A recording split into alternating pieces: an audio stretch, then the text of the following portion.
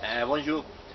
I have just restored and rebuilt this swing bench, and as always I have used recycled materials and a limited set of tools.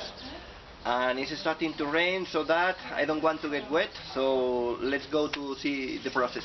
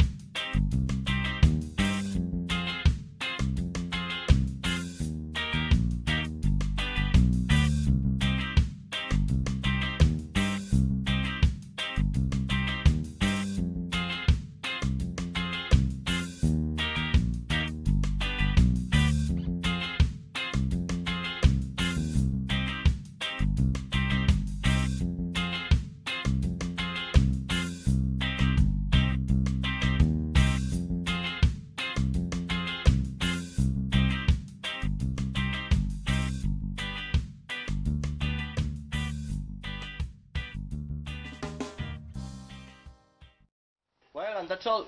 And as you can see, the result is solid and functional.